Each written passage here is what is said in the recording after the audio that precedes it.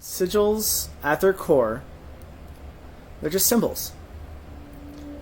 They are symbols that you pour your intention into, give meaning to. Sigils are a way to reshape your reality. Sigils can be used for any purpose, really.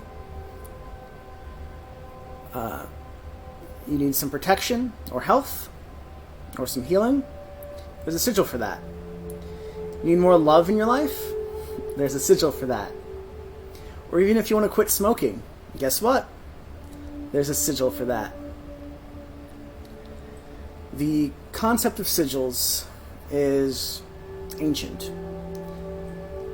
Really, as far as humans have been on this earth, we've used sigils, even if we didn't comprehend it as conscious magic work. We were using sigils.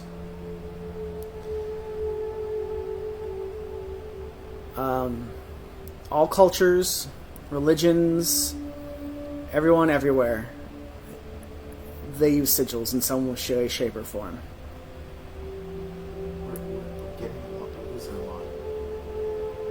We're losing. Sorry, hold on, folks. Burns telling me something about the stream. You got interrupted with a bunch of your speech.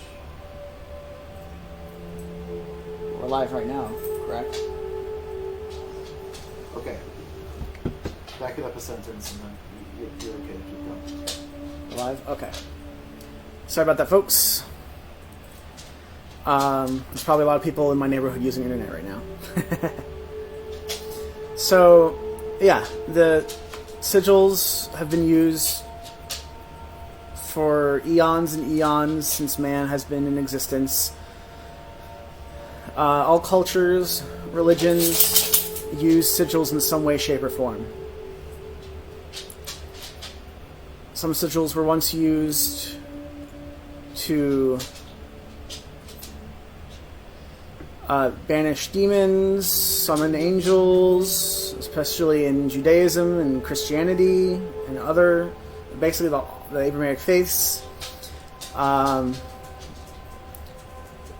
Like, for example, the King Solomon seals. They were used to do just that. Then in Voodoo, for example, we were using, they use sigils to, basically in a more simplified explanation, the sigils are used to commune with the Loa and represent them in rituals.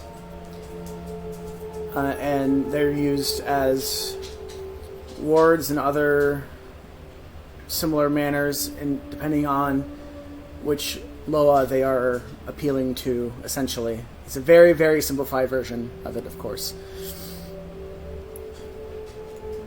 Then we also have yantras in Hinduism, and they're usually associated with a particular deity and are used for specific benefits, such as meditation, protection from harmful influences, development of particular powers. They use them for attraction of wealth or success, and they're also often used in their daily worship at home or in temples.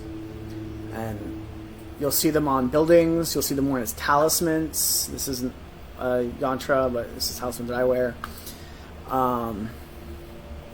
You'll see them all over the place in India. And then, of course, we also have what more people know when we use sigils. We have runes. And basically, many cultures have used runes, but the ones we know the most are from the Norse culture. And runes, if you don't know, are a written language that was used and still used in sigil work. But, you know, we'll touch more on that next week with Brune, because he's doing his sigil class next week.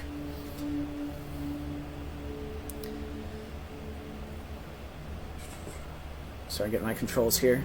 There we go.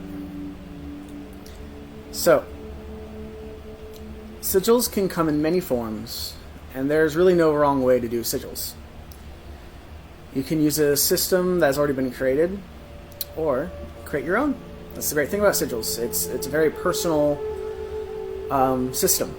It's however you draw energy, however you draw your intention, you can put that into a sigil and make your own sigils. It doesn't have to be the runic set. It can be anything you want. But many people do use some pre-written out, pre-planned systems. So here are some examples of those. Yes, runes. So we have there's one way is like with imagery or like a pictorial sigil. Most people those think of the sigils as using words, but you can use just images or anything like that. So let's say you want to feel stronger. That can be either physically, mentally, or even spiritually. You can use an image of a dumbbell, something that you like to work out with, to get that. So you have a dumbbell. So with this dumbbell, you can charge that image with your intent. You can carry it around with you, have a patch on your backpack. That's a dumbbell. Wear it on your clothing. Have a picture of a dumbbell in your wallet. Anything like that. And that can work as a sigil. Then you can also, if you want to not just grab a picture from anywhere, you can customize and draw your own image of a dumbbell, make it a little bit more mysterious than just a picture of a dumbbell.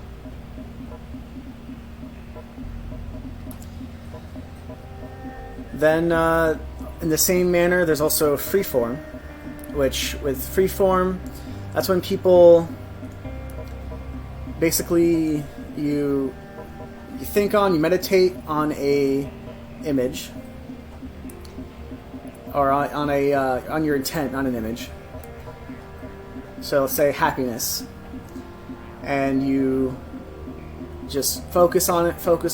You have your pen or your pencil, and you have it ready at the paper, and you don't even try and plan out what you're going to draw. You just focus on that intent, and then you let your hand just come up with the sigil on its own. And here's something that Brune did for me. I asked him to do some free form on happiness. This is what he came up with.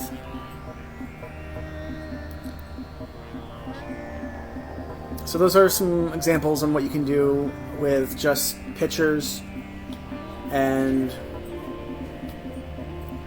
like a pictorial thing. You're not using words or anything like that. Because again, sigils can pretty much be anything. It's just a symbol. So, up next, I wanted to talk about going into what most people know when it comes to sigils is words.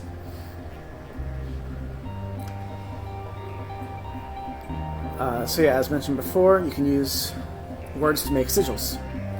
And along with any system that you can come up with yourself, there are many systems already created that you can use to follow along. If you want to just use someone else's system, which is fine.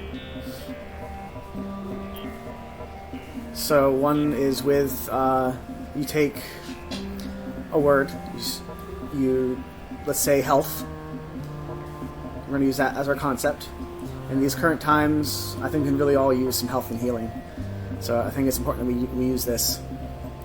So let's go ahead and take the word health, and we're going to basically take the letters H-E-A-L-T-H,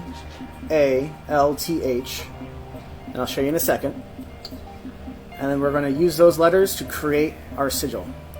Now, in this method, some people like to take out the vowels. For this one, I left the vowels in. And here's something that I came up with. So we have health. And then with health, I took the T, I did it upside down, and also included the L in that. And then I took the A, that represented the A, right there. And then there's the H, both H's, you don't need to use both. And then I did the lines there for E. And there you have health. And that's the sigil I came up for health.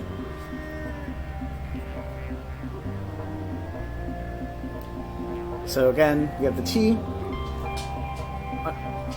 and then the L there, and then the A makes the triangle, and then the line completes the A along with the H's, and then you have the two lines up there and there for the E, and those are all the letters for health. Then we also have a witch's wheel. So with a witch's wheel, you make the letters of the alphabet into a wheel like this, and then you sorry about that. So, and then you want to basically connect a line to the letters of the word. For this one, we're going to use protection. Now for this one, I did take out the vowels, because that'd be a lot of letters for this thing. And that's what a lot of people will do in sigil work in general. We'll take out the vowels and leave all the consonants. So for protection, I put it all together. Wondering why it's not... There we go. So protection, P, R, T, C, N, because I took out all the vowels. And to help you guys see it a little clearer, let me take out the witch's wheel for you. And then we have, this is our sigil, protection. So we can use that. Again, you can even make a tattoo. People make sigils with tattoos. Wear it as a patch. You can make that into a talisman pretty easily. Of course. So that's one. Those are two ways for words. The witch wheel is really nice and easy to make sigils when you're not sure what you really want to make, and it's a bit more abstract almost than just using the letters. But both are just fine. So then we now are coming up to the runes. Everyone loves using runes. So like I said, runes are a letter in the alphabet, in an alphabet that, for the most part, as far as we know, they are used in many old Germanic languages before the Latin one was used and was adopted today. So along with being a written language, runes are used for sigil work as well. When using runes for sigils, you can use the rune that corresponds with your intent. So many different runes have different meanings. Again, we'll get more into what each rune means and all that stuff, and learn the whole, the Elder Futhrark with Brune. So I'm just going to do this little touch light like that on this, because he's going to go way more in depth on the meanings of runes.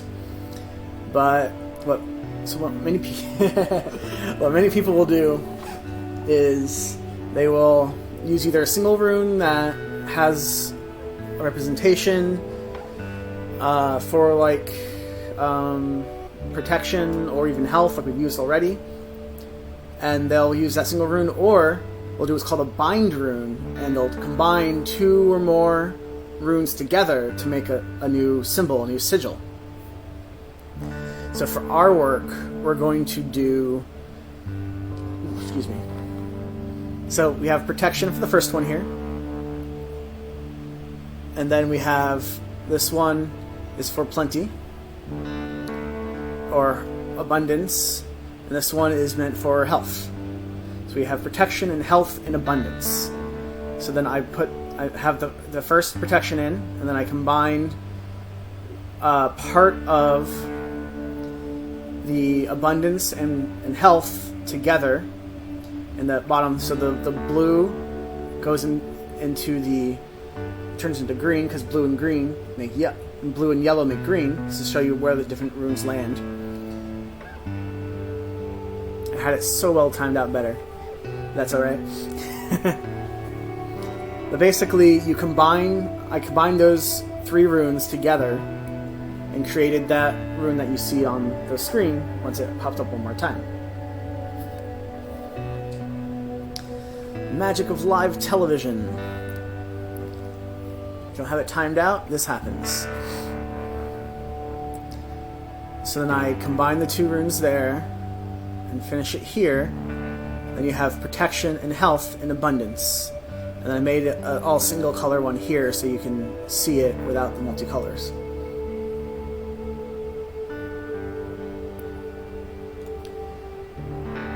Okay. Where's my mouse? There's my mouse.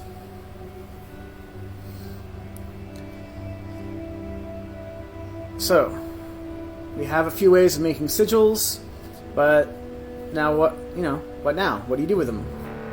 How do you charge them? So, you can put your sigils on pretty much any item, any kind of thing you can carry or use. Wallet, backpack, some of your tools, wand, athame. You can make a sigil that you wear around your neck. Like this is a troll's cross, and also again, I'm blanking out on the names. I'm just blanking out today altogether.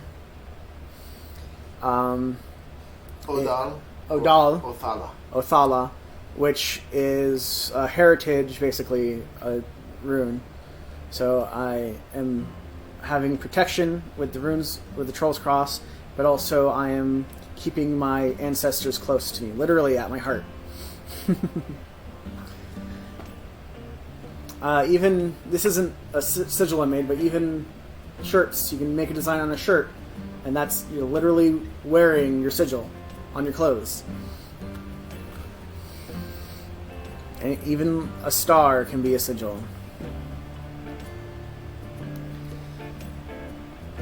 And so you can also, you don't have to make a physical thing for a sigil.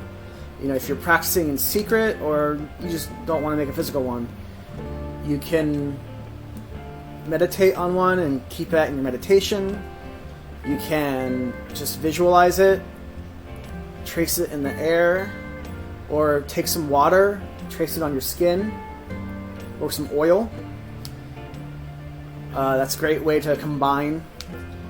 I think I mentioned you can carve it onto candles. It was a great way. I know Joe here in CUUPs does that. You can use it in your fiber magic, like Alba I'm sure does. So sigils can be used pretty much literally anywhere. You can even make a digital sigil like we have here, keep it in your computer, because, you know, everyone uses their computer a lot, especially if you work in the tech field. You're going to be using your computer way more than you're even awake in the day. So it's good to have those sigils in there.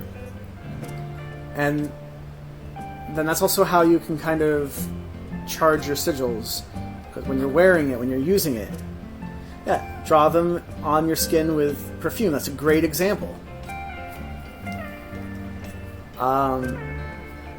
So yeah, when you're charging sigils, basically you use your sigils, and it helps it kind of recharge. When you use your items, so if you have a wand and you're using that wand, it's charging the sigils with that work that you're using it with. But you can also charge it by tracing your finger over the sigil over and over again, tracing the shape, meditating on the sigil. So if you even have a physical sigil, you can meditate on it. That'll really charge it. I'm a big fan of meditation. You can use a spell that's specifically meant to charge it. Pretty much just any way that you would recharge even your tools or anything else, you can do that to a sigil. So that's mostly what I have. Yeah, crochet them, exactly. It's mostly what I have for the class. I know it's a bit of a quick one, but I wanted to just kind of do a quick intro to sigils, because really it's a personal practice. I want you guys to go out there and figure out how you want to do sigils for yourself.